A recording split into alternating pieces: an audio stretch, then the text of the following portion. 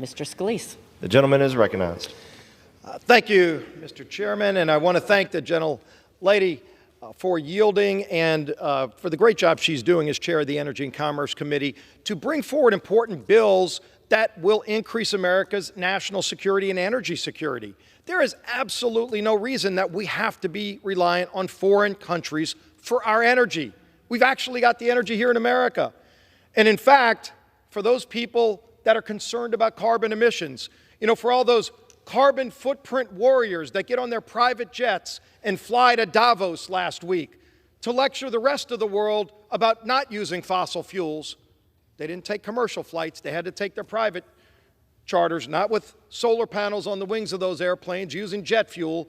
So they lecture the whole world about getting rid of fossil fuels in America, not in other countries. You saw President Biden himself get on Air Force One and fly to Saudi and beg Saudi princes to produce more energy as he's shutting down production in America, limiting leases, limiting pipelines, killing Keystone and other pipelines, limiting the ability to get permits to do basic exploration in America. He's greenlighting pipelines in Russia, greenlighting pipelines and drilling in other places, urging and begging drilling in other places. Well, by the way, if you're concerned about the carbon footprint, no country in the world that produces energy does it better than America. We should want to be doing more in America. But then as production goes up and goes down based on good or bad policies, as we're seeing today with bad policies, the nation back in the 1970s said, we're going to have a strategic petroleum reserve. In essence, an American piggy bank to protect our country in case there's some major disruption in world markets, in energy production in America. Maybe there's a hurricane in the Gulf of Mexico that limits our ability to produce energy for a brief period of time. That's why we have a strategic petroleum reserve. It's not there to go mask your bad policies, and yet that's what we've seen from this president. As you can see, this president has raided more than 40% of America's strategic reserve. Our piggy bank, he's just taken it away. In some cases, he actually sold that oil to China. We came together last week, Republicans and Democrats. The press actually said it was going to be a partisan exercise. Why even waste the time? Well, what they found out is not only did every Republican say it's wrong to raid our piggy bank in America and sell it to China, a majority of Democrats actually agreed with us and sent that bill to the Senate. I urge the Senate to take up that bill that's important to America's national security. But then today we go even further and say, Mr. President, with this bill, H.R. 21, if you're going to raid our reserves, won't you at least put forward a plan to show how you will replace it? And don't worry, I know the White House gets nervous when you tell them that you've got to produce energy in America. They don't have a problem, again, with foreign countries producing energy. They just don't want it made in America. They use the tagline a lot. You hear it all the time, made in America, except when it comes to making energy, they don't want to make it in America. They make it harder to make it in America. They beg foreign countries to make our energy. This bill gives an exemption, except in the case of a severe energy supply interruption. So the president's still got the ability, if there's some actual emergency, to use the Strategic Petroleum Reserve the way it was intended in the 1970s. All this bill says is if your bad policy is leading to higher gas prices, and people are getting angry about that, as they should, you can't go and raid it unless you show a plan, as the bill says, the development of a plan to increase oil and gas production under oil and gas leases of federal lands here. So this would make a lot of sense, except if you're at 1600 Pennsylvania Avenue. In fact, yesterday, the president actually issued a veto threat on this bill. Now, a veto threat should be a rare exercise that you reserve for policy that might hurt the country. Well, let's read why the president issued the veto threat. In his veto threat, he said, the administration's use of the Strategic Petroleum Reserve has been essential to protecting our energy security and to lowering gas prices for Americans. I hope I'm not the one that breaks this news to the White House.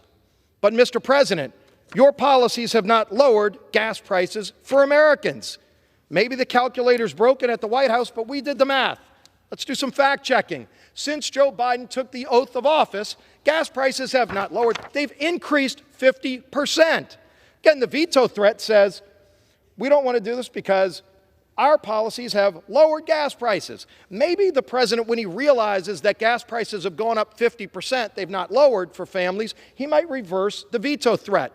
So we'll wait during this debate. Maybe we get a reversal of this veto threat once he realizes that gas prices have actually gone up, not a little, but a lot. 50% increase for a low-income family who is struggling already under the weight of President Biden's spending that's led to inflation and higher prices everywhere you go, the grocery store, supply chain increases. This is crushing middle-class families. It's crushing lower-income families. And so what we say is, let's just use our resources. The president actually goes on to say, and this might be the most perplexing part of the president's veto threat, probably explains the most why the president is so misguided on energy policy.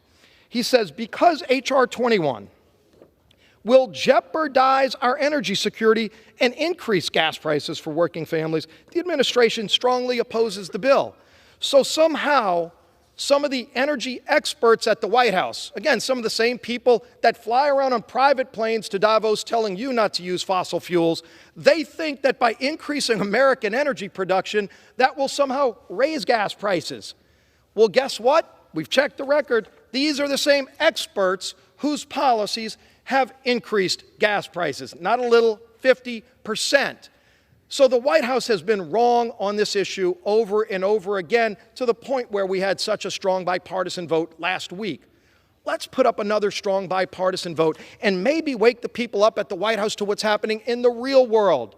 When families who are struggling go to fill up their gas tanks, they're not paying less, as the president suggests. Again, the president actually thinks in his veto threat that his policies have lowered gas prices. A 50% increase is not a lower gas price. It's actually a kick to the gut of those families who are struggling, and we've got to stop having Washington kick them in the gut. And so if you look at the moniker right above the speaker's rostrum, there's a plaque that says, "Let us develop the natural resources of our land." Why don't we actually do that? Why don't we actually do what's proven to work over and over again? If we open up American energy, it's the cleanest in the world. Don't beg foreign dictators to do it. They don't do it as clean as us, by the way. And but it also lowers prices. It also creates good American jobs. Let's actually make it in America again. And if you're going to raid the piggy bank, at minimum, show the country your plan for how you plan to replace it.